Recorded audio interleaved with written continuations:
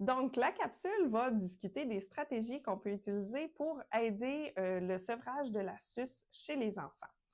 La première chose qui est importante, c'est de s'assurer que les besoins de base sont comblés. Donc, s'assurer que notre bébé n'a pas faim, n'a pas soif et qu'il est propre. Donc, ça, c'est la première chose qui est importante. Ensuite, on peut essayer différentes stratégies positives. Par exemple, le renforcement positif. Donc, on peut juste utiliser des renforcements verbaux lorsque l'enfant n'a pas sa suce, alors que normalement, il l'aurait. Oh, bravo, t'as pas ta suce, je suis fière de toi. Bravo, ta bouche est fermée. Donc, ça peut être des petits messages verbaux comme ça. Sinon, on peut aussi utiliser des petites récompenses, par exemple des collants, ou même faire un calendrier de renforcement positif pour tous les moments où l'enfant n'utilise pas sa suce. C'est important, par contre, que ce soit l'enfant qui colle son collant et non le parent. Donc, c'est lui qui doit poser l'action. On peut également proposer des activités qui vont occuper la bouche différemment. Par exemple, boire dans une nouvelle gourde d'eau, manger des fruits, explorer un nouvel aliment, souffler des bulles, explorer des odeurs. Donc, vraiment pour occuper l'enfant d'une autre façon que d'utiliser la suce. Il existe également des histoires là, sur la suce que vous pouvez lire avec votre enfant. Par exemple, Cajoline, au revoir la suce, Tilou veut sa suce, Caillou la tétine, et il y en existe d'autres aussi. Donc, ça peut être un beau moment là, pour discuter du sevrage de la suce avec votre enfant.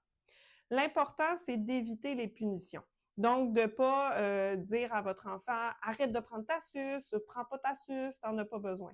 Pourquoi? Parce que ça peut augmenter le stress chez l'enfant et donc augmenter son besoin de succion. Donc là, on tombe dans un cercle vicieux.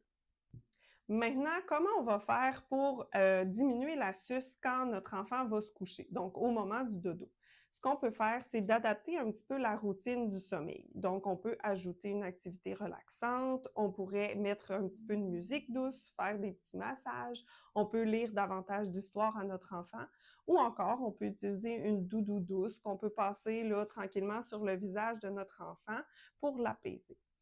Le lait aurait également un effet apaisant, un effet calmant, donc surtout lorsqu'il est chaud. Donc, ça pourrait être une alternative de donner un petit verre de lait chaud à notre enfant. Par contre, l'important, c'est que ça soit dans un verre et non pas dans un biberon.